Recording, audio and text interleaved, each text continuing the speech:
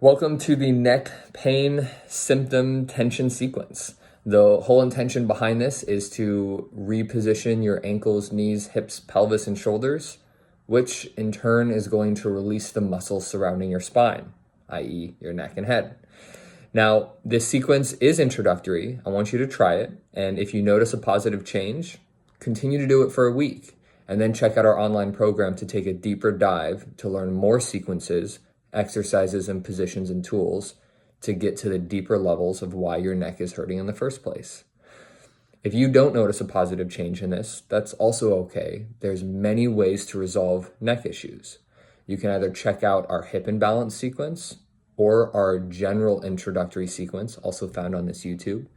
And if you're really not feeling those and you need more structure and you need more guidance, absolutely feel free to check out the online program too, so you can get that extra bit of attention that you're looking for and information. So let me know.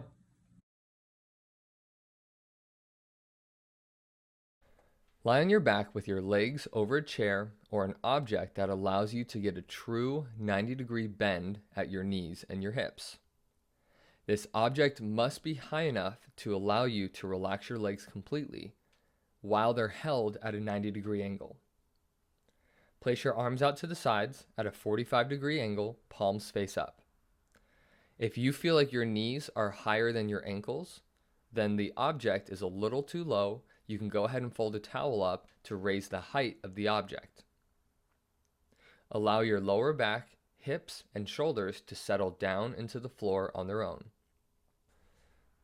Allow your breath to be completely pulled in through your stomach. Your belly is going to rise and fall with every single breath. Allow your ribs to expand with every breath. I want full diaphragmatic breathing here. And while you're at it, close your eyes. Pay attention to what your body is doing. Use this hard floor that you're laying on as a means to understand what is the position of your entire skeletal system. Does one calf feel heavier on the object than the other? What about one side of your pelvis? How are your shoulders laying on the ground? What about the backs of your hands? Are you able to take a deep breath here? Do you notice that one part of your body is not actually able to let go? And the longer you stay here, the more evident it becomes that this one spot is just holding on and won't let go. Breathe deeply and give your body time to stay here. You can stay here anywhere from 5, 10, 15, maybe even 20 minutes until you feel your body really release and start to settle to the ground.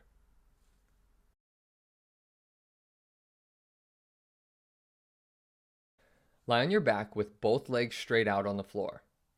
Take one leg and bring it up towards your chest, interlacing your fingers underneath that knee.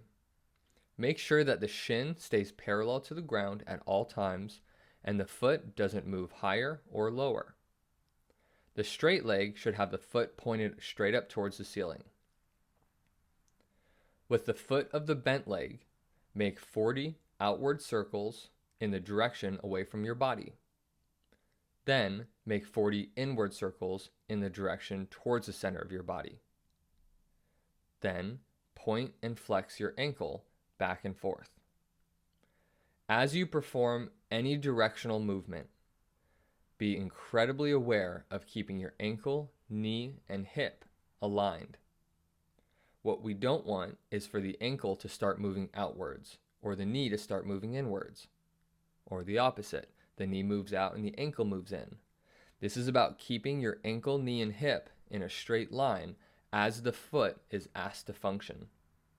For most people, this is incredibly difficult at the start because we're so used to compensating and cheating when it comes to getting our foot to work that asking a leg to stay straight seems almost like an impossible task.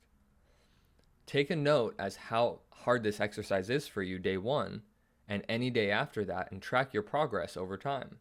You should start to notice that through consistency, this exercise becomes easier and you can add more rotations as it does. The goal here is to essentially have enough function to be able to do 40 or 50 rotations in each direction and it feel like a simple exercise. Imagine what's going to happen to your walking when your foot can truly function in a straight, aligned position. Balance and symmetry check. How does one foot rotate different than the other? Do they fatigue the same level? Or does one feel like it can do the entire thing without getting worn out, and the other leg gets extremely tired early on? This is all about how imbalance and asymmetry show up within your body. And this will balance out over time the more consistent you are with this exercise, the sequence, and this program.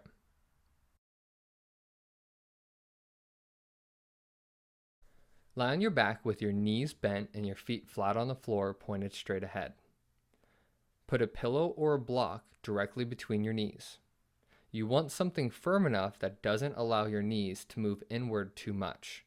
A soft pillow would allow too much movement. So find something that maybe you can fold in half that gives you a firm, textured pushback. Place your arms out to the side at a 45-degree angle with your palms face up. Squeeze your knees inward into the pillow and then release. Repeat for the recommended number of repetitions.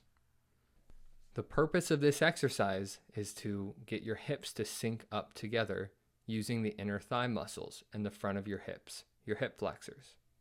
Your abs should remain relaxed, your lower back's relaxed, and your breathing should be nice, slow, and rhythmic throughout the entire duration of this exercise. Balance and symmetry check. Be mindful of, do both hips work together at the same time, speed, and intensity? Is the work on one hip in the same exact spot on the opposite hip, or is it different? This is how imbalance and asymmetry shows up within your body, and over time, this will balance and level out.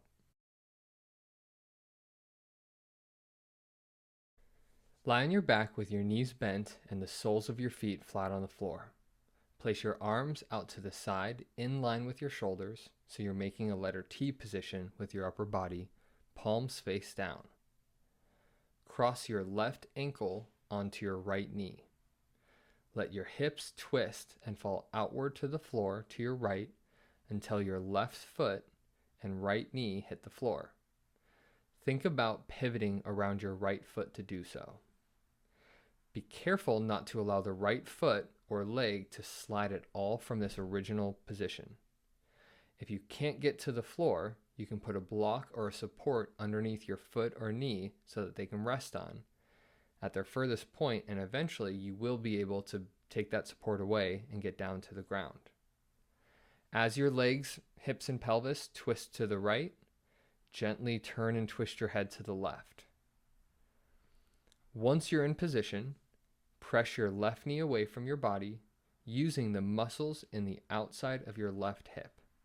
It's incredibly important to breathe in and out through your stomach, allowing each inhale to make your stomach and sides expand with air, and then each exhale, your stomach and sides fall back in. This is called east to west breathing. Keep your upper body and shoulders relaxed as you're in this position and hold for the recommended time. Make sure to repeat on the other side, and as always, for your balance and symmetry check, be very mindful as to how both hips feel when you do this. Do you feel like one hip rotates more than the other? Most people at the start feel a substantial difference with where they feel the stretch on one side when compared to the other side.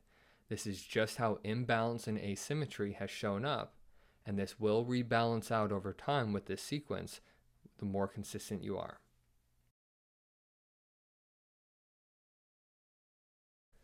Lie on your back with your knees bent, feet hip-width apart, and both feet pointed straight ahead. Your arms are going to be 45 degrees out to the side with your palms face up. Roll your hips backward and flatten your lower back to the floor. Use your butt muscles to do this movement. Then, using the muscles in the front of your hips, roll your hips forward to arch your lower back. You're going to repeat this as directed, and you're constantly exploring the relationship between the butt muscles, your glutes, and the front hip muscles, your hip flexors. Your glutes should roll your pelvis back, flattening your lower back, and your hip flexors should roll your pelvis forward, bringing an arch to your lower back. Most people might try to use their lower backs and abs to do this exercise at the start. I want your hips to drive this function and your hips to control your spine position instead of your lower back and your abs moving your pelvis. This is going to be a breakthrough for you when you can really understand this function and incorporate it.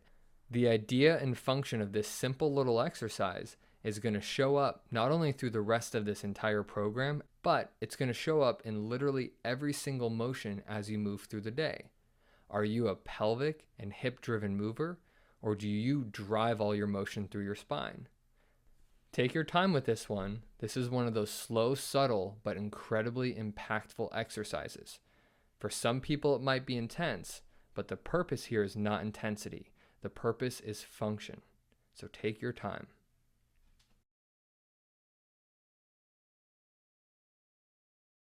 Lie on your back with your arms out to the side, palms face up, and arms 45 degrees. Your feet are going to be placed flat on the floor with both feet pointed straight ahead. Bring the bottoms of your feet, the soles of your feet, together as your knees drop down and open up down to the sides. Relax in this position, but make sure that the bottoms of your feet are actively held together. All 5 toes on your right foot should be flush, in line, and touching all 5 toes on your left foot. Do not force range of motion in this position. Let gravity and time do its job to externally rotate and open both hips as you diaphragmatically breathe. Just being in this position will place a slight arch in your lower back. This is how your knee position can affect your spine function. So breathe and ease into this position. Balance and symmetry check. Pay attention to how both hips feel in this position. Do you feel like one hip can rotate lower to the ground than the other? Maybe one hip feels tighter. Maybe there's a stretch in one and work in the other. Remember to breathe, and over time and with consistency, this exercise will balance out. Interlace your fingers together, lock your elbows out straight, and point your arms directly straight towards the ceiling. Keeping your elbows locked out, slowly bring both hands up and overhead as you move your hands closer to the ground. Remember to not force anything in this position. You want to find and discover your natural function and natural range of motion as you bring your arms overhead and then bring them right back to pointing directly up towards the ceiling.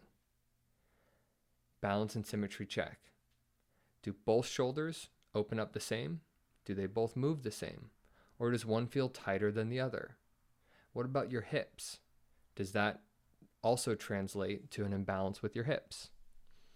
The purpose of this exercise is to open up your hip as well as reestablish the function and gliding mechanism of your shoulder blades. Think of this as a hip and shoulder opener.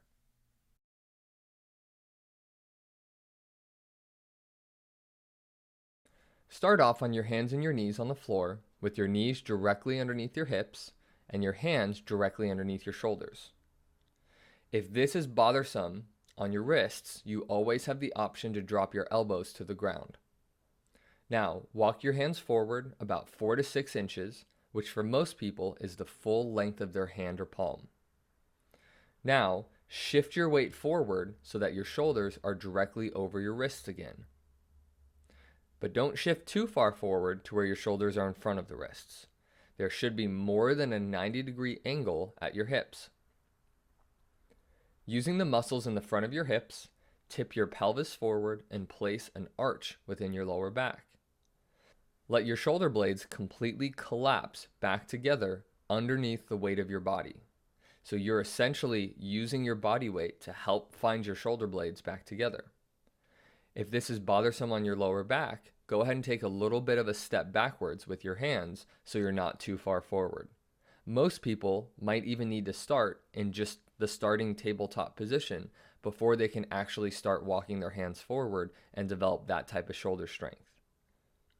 Drop your head, let it hang, and relax as your shoulder blades constantly are actively pulling back together. Most importantly, breathe here. This is probably going to be an intense position for most. What we're looking for is hips and shoulders working together. You might just feel your hips, or you might just feel your shoulders, and that's okay, but take a mental note of that. As time goes on and you become more consistent, I want you to slowly start being able to feel your hips and your shoulders together. Remember, the most important thing is to breathe here. I want your breath to develop a calm, steady rhythm to it as your hips and shoulders learn to work around this relaxed breath.